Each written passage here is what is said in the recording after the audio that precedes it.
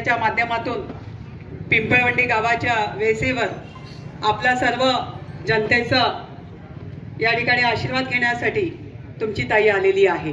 बळगंगा मातेसारखं तिला देखील नतमस्तक होऊन आपल्या तमाम मायबाप जनतेचा आशीर्वाद माझ्या पाठीशी राहावा आणि मला यशस्वी करण्यासाठी आपण सगळ्यांनी चंग पुकारला आहे, मला ज्ञात आहे। कारण कोणी काही म्हणा, कोणी काही करा, जनतेचं ठरलंय, महिलांचं ठरलंय, तरुणांचं ठरलंय, ज्येष्ठांचं ठरलंय की अरे सगळ्यांना दिलं, ताईला का नाही? घेरणाऱ्यांनी किती घेरू द्या, घेरणाऱ्यांनी किती घेरू द्या, पण ज्या वेळेला जनता आपल्या हातात घेते त्यावेळेला ती कुणालाच माफ करत नाही, ती योग्य न्याय देते आणि तो न्याय आपल्याकडून मला मिळेल ही माझी अपेक्षा आहे। नवे नवे तो विश्वास आहे, नवे नवे तो आत्मविश्वास आहे आणि ही आशा आत्मविश्वासाने भरलेली आहे। ती जेव्हा दुसऱ्या कार्यकर्त्याला घडवताना त्याच्यात जो आत्मविश्वास भरते तिच्यात असेल तर ती दुसऱ्याला देऊ शकते। आत्ताच तुम्ही पाहिलं की ॲडव्होकेट ज्योतिताई दुराफे कन्या माझी, तिने तिच्या मनातली खंत बोलून दाखवली। उद्याची पिढी घडणारी, खरंच राजकारणामध्ये राजकारणानं कोणी विश्वास ठेवेल का हो? महिला म्हणून जेव्हा ती बाहेर पडते आणि खऱ्या अर्थाने आपण तिला म्हणतो की तू लढ, आम्ही आहोत तुझ्या पाठीशी। आमचं घराणं म्हणजे ना शेळक्यांची मी नात आहे, गावड्यांची मी लेक आहे आणि बुचक्यांची मी सून आहे, पण एकाही कुटुंबाला स्पर्श सुद्धा राजकारणाचा नाही। या ठिकाणी तिचं म्हणणंच हे आहे की ज्यांना राजकीय वसा आणि वारसा आहे, सोन्याचा चमचा तोंडात घेऊन जन्माला येतात, त्यांना सर्वसामान्य जनतेचं दुःख कळत नाही आणि म्हणून ते दुःख कळण्यासाठी त्या शेतात स्वतः त्याच्यामध्ये त्याने भोगलेलं असावं लागतं आणि त्याच्यात मी तर महिला आहे। 22 वर्ष आपण पाहता आहात की रात्रंदिवस हा लढा मी देत असताना एक मुंबईला जन्माला आलेली आणि मुंबईमध्ये कार्य करणारी, ज्या वेळेला मला जनतेने आवाज दिला, माझ्या मायभूमीने मला पुकारलं की आपल्यासारख्यांची गरज इथे आहे आणि मी इथे आली। मला 7-12 नाटक माहीत नव्हता, कारण मी मुंबईचं प्रशासन हाकणारी, जयवंतीबेन मेहता यांच्यासंगी काम करणारी, प्रमोद महाजन यांच्यासोबत माझ्यावर विश्वास दाखवला, त्यावेळी माझी जबाबदारी जादाची वाढली। सभागृहात पाऊल ठेवलं आणि म्हटलं आशा, लोकांच्या आशा पल्लवित झाल्याय, तुझ्याकडे मोठ्या आशेने पाहतायत आणि आता तुला ठरवायचं आहे की तू यांना खरोखरच न्याय देशील का? कारण तू मुंबईत राहिली, मुंबईत वाढली, तुझे संस्कार ते इथे आल्यानंतर या ग्रामीण भागातल्या जनतेला न्याय मिळेल का?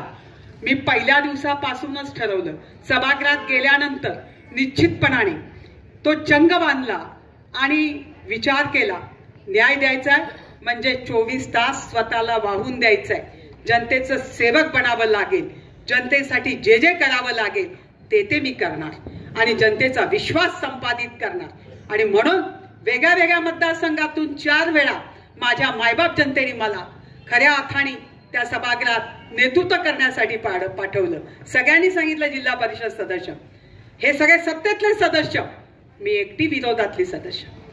जिल्हा परिषदेत सत्ता नसताना सुद्धा नाही हा शब्द कधी ठेवला नाही।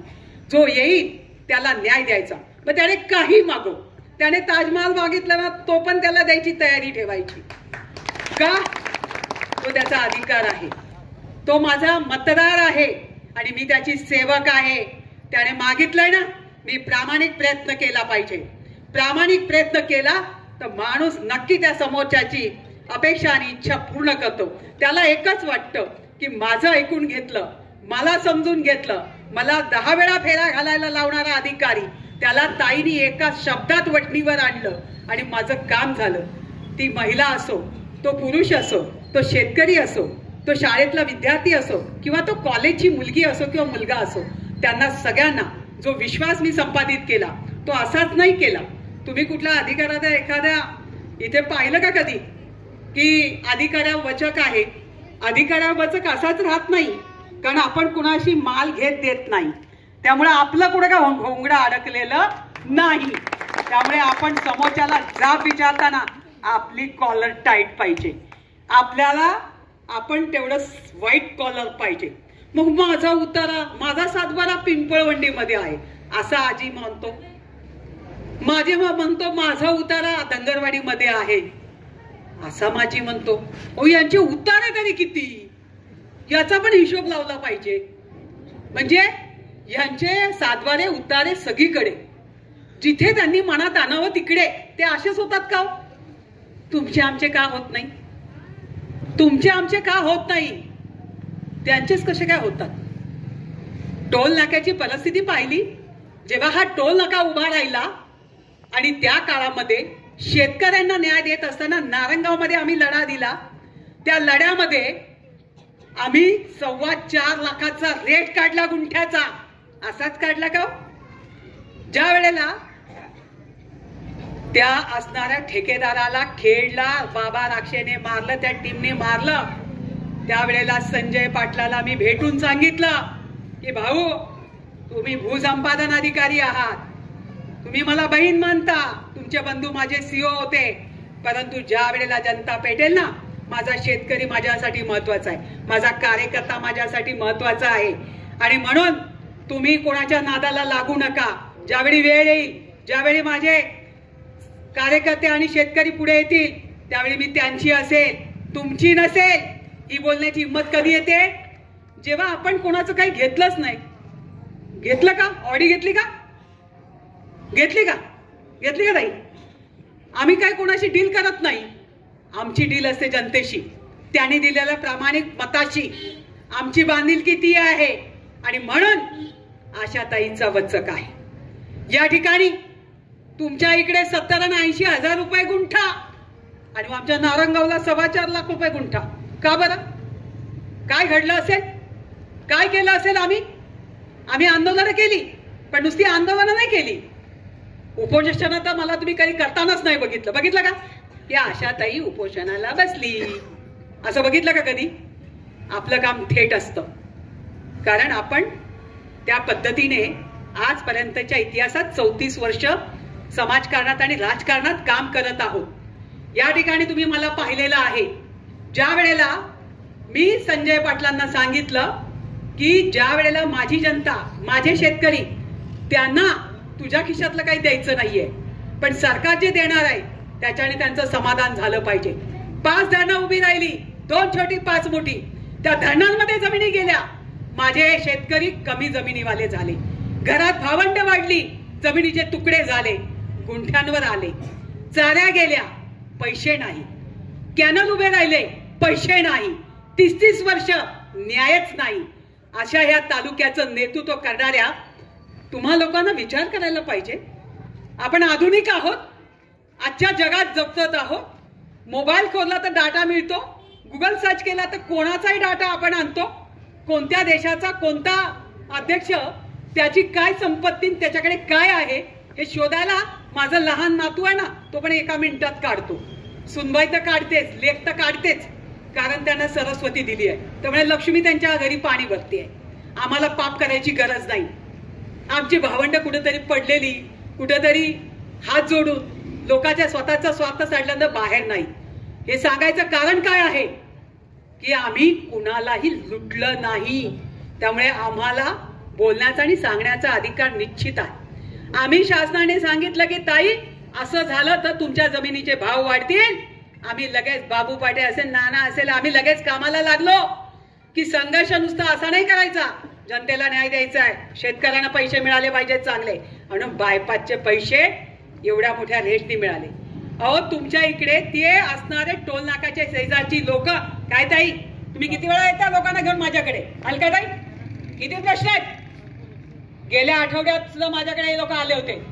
तिथे बाहेरची लोक गाड्या घेऊन येतात आणि तिथे राहून त्यांना त्रास देतात. ते बिचारे सगळे परेशान आहे. अरे ज्याला घर चालवता येत नसेल त्याने राज्य चालवायच्या गोष्टी कराव्यात का? या ठिकाणी दुसरा सांगतो, माझा पण 7-12 या गावात आहे. आजी सांगतो ना आल्यावर, तर माझा पण 7-12 या गावात आहे. नक्कीच तुमचे 7-12 प्रत्येक गावात असतील हो. तुम्ही श्रीमंत करता आलं नाही.